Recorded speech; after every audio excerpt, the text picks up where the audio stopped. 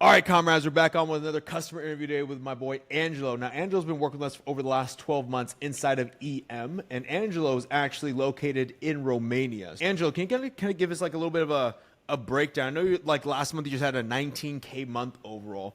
How long you been cutting hair? Where do you cut hair at? And how did you really get started cutting hair? Hi Daniel, so I am from Romania. I cut hair from 9 years now, since 2016. I started cutting hair because my mother was a hairdresser, and it just runs in the family, you know. Yeah, absolutely. So, I mean, like, Romania is, like, kind of interesting. I remember, when we first onboarded you, like, I remember somebody said, hey, we got a barber from Romania. I'm like, no freaking way. What's, like, the barber industry or barber community on Romania like? Barbering in Romania is evolving at a fast pace, at least in the last few years. I really like that. I was always hoping to see barbering at this stage, but here we are now. In Romania, we have, especially in the bigger cities, we have very nice studios, very good barbers, very developed barbers. But you know, the mentality in a lot of barber shops are that the location matters, but that doesn't do. I guess for you, like I think that's a big thing, especially like for you. No one is really charging like what you're charging out there. You're charging what 100 for a haircut currently right now. Yes, I charge 100 haircut and 120 haircut and beard. And then what is like a typical charging price point? Like what do other barbers charge out there? So in my city, I think it's like 60, 70, like haircut and beard. Mm-hmm. But like in a bigger city, like in the capital of Romania, they are charging my prices. And then for you, like, are you like in a smaller, like I think you're in a population of what 3,500 people? Like how is that? Like when you're talking about bigger city location, like how many people like are in that location? So when I tell you about a bigger city, I really mean like 1.7 million population. That's the population of the capital of Romania. Yeah. Yeah, and you're at what 35K, which is a huge change up. Yeah, I know. I'm so proud of this. Yeah, I guess like for yourself, like I guess obviously like to scale you up to get to like 100 a cut, making like 19K a month overall. You first started, you were making about 10K a month. Obviously, the big like pull from that, how we scaled was via social media, right? I guess like for yourself, like, we look at a social media platform and everyone's posting today trying to get results like yourself, trying to get new clients in, trying to scale up their income, trying to scale up their pricing. I guess, how did you find what makes your content different and then use that to like really like scale up the business? So making content is not enough if you don't have a good work ethic. And I believe that you should combine these two, like good content, good work ethic, because the people should receive what they expect from your content. They are not meant to be disappointed. When you have some expectation from someone you see on the social media and you go to get a haircut and you see that barbershop is messy, the feeling you have inside the barbershop is not a good feeling. You don't feel right, like with happy people. Just do good content, be consistent. That's the most important thing. Be consistent even when nobody claps for you. You should clap for yourself. That's it, and do the work. Do the work. Do the freaking work. Absolutely. Yep. And like, I guess like as you like reflect on like our time working together, like what was like the one big lesson or like moment that really helped your business grow? Managing money, definitely. I mean, you have to, if you don't know what you make, it's worse. And if you don't know how much you spend, it's even worse, because you can reach a stage in your life when you are working so hard, you are so booked up, you make a lot of money, pretty good money, but at the end of the month you have no savings. I mean, $100. So then becomes frustration. Then you start to go to work with a bad attitude. You just feel like you are working towards no goal. Mm-hmm.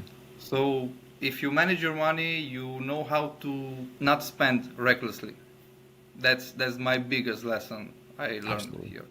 Yeah, I think a lot of barbers like fall into that, like under that umbrella, right? Where it's like you're just cutting hair to like spend money. It's like you're working through this thing blind. Like you said, it's like it's bad if you don't know your income. It's even worse if you don't know like what your expenses are, because like you don't know what you're bleeding every single month. You don't know if like you're going to be making a profit, and you're kind of just like working just to like breathe. And that's not what we're in this business for. Again, it's like a business we are running.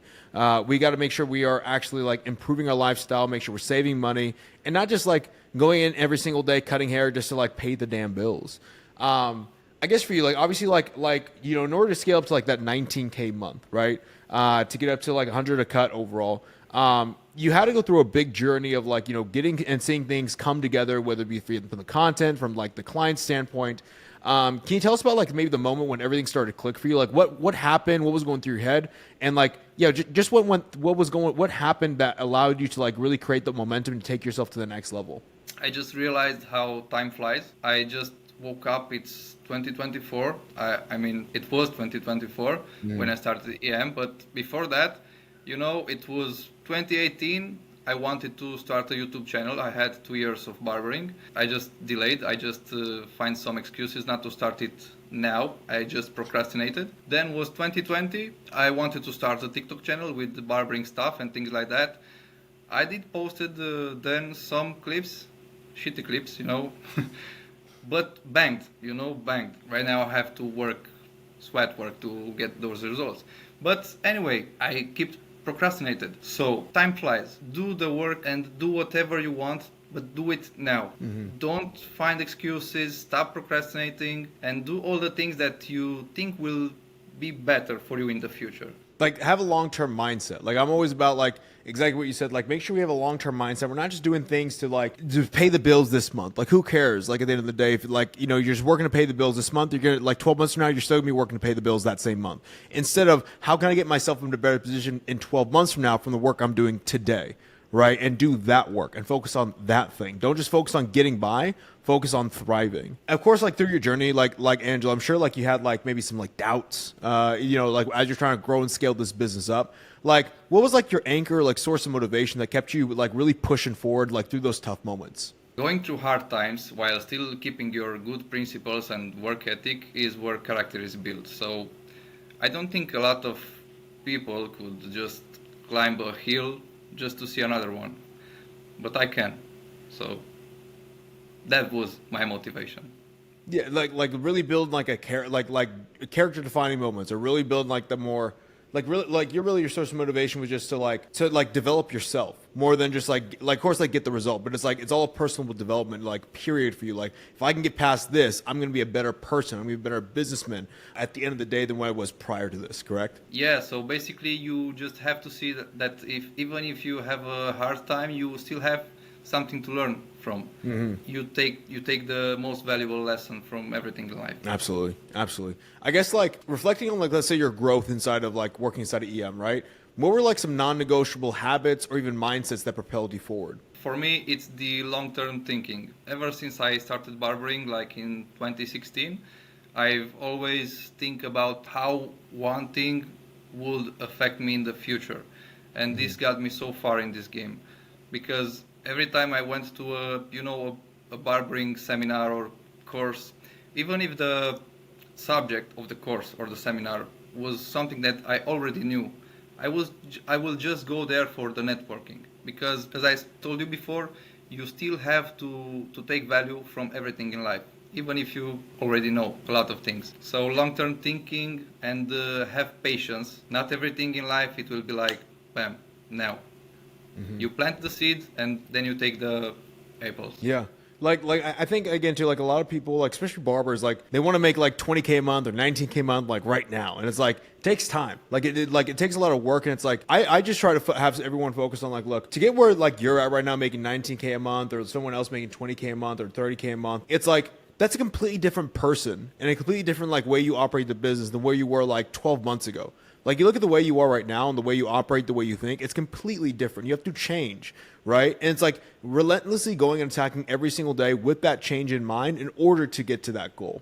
And that's like the long-term mindset overall of like, I'm only focused on like the long-term results that my actions today are going to give me, not like the short-term results. Like let's say for instance, if I'm going to go to the gym, I'm focused on like the long-term results of like make sure I can increase my muscle mass versus like eating some cake today that's going to make me feel good, you know? I guess looking back, what is one piece of advice that you wish you had received earlier in your career before joining EM? One advice that I think that would have helped me a lot, it is just whatever you want to do it now. Stop procrastinating because you don't have that much time that you think you have. Life just goes by so fast, and if you don't do the things at the right moment, you might just slip away the opportunity. Did you have any experience with that, like maybe like procrastinating? Do you have a problem with procrastinating prior? Yeah, as I said earlier, 2018. If I made YouTube since 2018, Yeah. or TikTok since 2020, yeah, I would just find some excuses. It's just a shitty camera. I don't have a camera to make a video. I don't have a microphone. Then I don't have time, even if my time was filled with shitty things, not something important. Yeah. Just act now at the end of the day. Like again, too, it seems like so minuscule, like missing a day or something, like, today, but like 5 years from now, you'd be kicking yourself in the ass like, fuck, I should have started then. Because like, otherwise you're never going to like really get the thing going. I guess for you, like, obviously you had to like, as a business owner, we're always like solving problems, right? Like, what's one big challenge or problem that you faced while we've been working together inside of EM, and like, how'd you overcome that thing? It was so hard for me to get out of my comfort zone because I was doing well. I was making some decent money. I was very good, right, as I was. But I always felt I was missing something. I always felt I could do more. And with the right people around me, like you guys in the new era of barbering, I just realized that I was right. I could have done more, and I could have done more earlier, but maybe now it was the perfect time for me. Maybe I was mature enough to do it. Yeah, but it's just like, again, too, like that, a little bit of procrastination overall, like what we were talking about prior, but it's like, you knew what you could, like, did you know, like, exactly, like, I know you talked about, you knew you could do more, you knew you could do better, you knew something was missing. Did you really know what that thing was, or it was kind of like an internal feeling, like, I think something's a little bit off, I think I'm missing something? It was internal, but it was also confidence in me because I knew how I was trained as a barber. I knew that my mindset is very different than other barbers and people in general. And I also, when wealthy people spoke of their ideas, of their mindset and, perception of life, I always feel like I resonate with them. And when I talk to other barbers or other friends with some ideas, they weren't on the same page. And that thing made me think like, okay, maybe I could do more because of my mindset. I guess for you, Angelo, right? Like, obviously, like 12 months ago, or like before you joined the program, you looked at maybe even joining the program maybe as a risk to your business, a risk to yourself, risk in your business, a risk in like, oh, I don't know what's going to happen, right? Like, of course, now looking like in the rearview mirror, it's like that was probably one of the best risks ever. What did you like? Obviously, like everybody has that type of feeling. It might be a risk. I don't really know if it's going to work out or not. How did you work through that overall to maybe take that leap forward in working with us inside the New Era Barbering? So basically, the whole risk was the financial one because for me it was a big price for me. Mm-hmm. But money is not everything for me. I'm not a millionaire, obviously, but I don't value money. I value freedom, and I am in the search of freedom through the way of money. And investing some money into a good program, which obviously is a very good program because it helped me, even if I had failed, I would have known that, I wouldn't have lived with the regret of not starting a YouTube channel. Yeah, like in 2018 or TikTok. I think it wasn't a risk. It was just something different. I think it was an investment that could have gone wrong if I wouldn't have put in the work. Absolutely. If you go a day back before you started working inside of the EM program, what advice would you give yourself knowing what you know now? I think the best advice it will be to be committed to this 100% if you go in. Your future self will be more than thanking you. Because if you're not committed, then why are you doing this? That's the best advice I could give to a new person who is willing to join the new era of barbering. And also one thing that stuck up to my mind, every time I get distracted, using social media or TV or things like that, every time I get distracted, I just keep on hearing you on our calls, like if a thing you do doesn't help you to go towards your goal, then why are you doing it? This community helped me go towards my goal. That's why I was doing it. Oh yeah, and like I'm a big believer in that. Like into if you're not happy with the results you're getting in life right now in your business, it's like look at everything you do throughout the day, and is the thing that you are doing just think about it, is this actually going to produce business growth results, actually produce more income inside of your business? Yes or no? If not, why would you be doing it? Because if you continue doing things that don't produce an ROI back in your business, you can guarantee that you will not get the results in your business that you actually want, like Angelo did. So, other than that, Angelo, I want to say thank you so much for hopping on this customer interview, dude. Like, you're a freaking killer out in Romania. It's been a pleasure as well, too, being able to work alongside you and also scale up your barber business. Super excited to start, again, to see what's up next for you as well. And again, too, dude, like for you put in the damn work. You've pushed yourself past your limits, and I can say I'm very, very proud of like what you've been able to accomplish thus far, and will continue to accomplish, my brother. Thank you, Daniel. Thank you a lot. Absolutely.